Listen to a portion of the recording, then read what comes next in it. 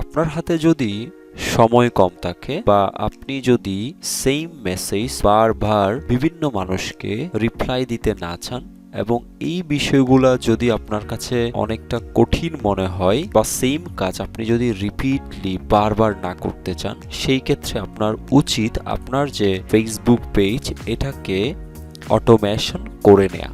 এতে করে আপনার টাইম সেভ হবে, আপনার ইউজার এঙ্গেজমেন্ট বাড়বে এবং আপনার সেলসও আরো বহুগুণে বেড়ে যাবে। কারণ ফর এক্সাম্পল কাস্টমার মেসেজ দিল রাত 10টায় আর আপনি তখন ঘুমাচ্ছেন বা আপনি আপনার কাজে ব্যস্ত আছেন, তো এই সময় যদি ইউজারকে বেসিক মেসেজগুলো অটোমেটিক রিপ্লাই করে ফেলা যায় বেসড অন কাস্টমার রিকোয়ারমেন্ট, তাহলে কিন্তু আপনার অনেকাংশে ইউজার এঙ্গেজমেন্ট বৃদ্ধি পাবে এবং ইউজার আপনার প্রতি এমন চিন্তা ভাবনা করবে যে আপনি অনেক রেসপন্সিভ।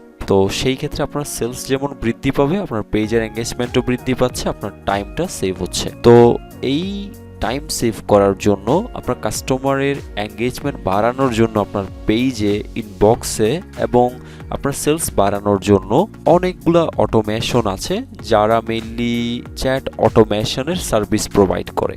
এত সকল চ্যাট অটোমেশনের মধ্যে অনেক জনপ্রিয় একটি চ্যাট অটোমেশন প্ল্যাটফর্ম হলো ম্যানিচ্যাট। সো আমরা এই ভিডিও থেকে শিখব কিভাবে আমাদের তৈরি করা বিজনেসের পেজটাকে অটোমেট করব। ইভেন আমাদের যে পোস্ট থাকবে বা আমরা যে সেল করার জন্য বা আমরা যখন ক্যাম্পেইন রান করব, আমি ক্যাম্পেইন নিয়ে আরো ডিটেলসে কথা বলবো পরে, জাস্ট এইটুকু মনে রাখেন, আমরা যখন একটা ক্যাম্পেইন রান করি সেই ক্যাম্পেইনে যখন কেউ কমেন্ট করে, তো ওই কমেন্টে অটোমেটিক রিপ্লাই কিভাবে সেট করা যায় বা স্পেসিফিক একটা পোস্টে যদি কেউ রিপ্লাই করে তাকে কিভাবে অটোমেটেড রিপ্লাই দেওয়া যায়, ওই বিষয়গুলোও আমরা মূলত এই চ্যাট অটোমেশন সিরিজে শিখব।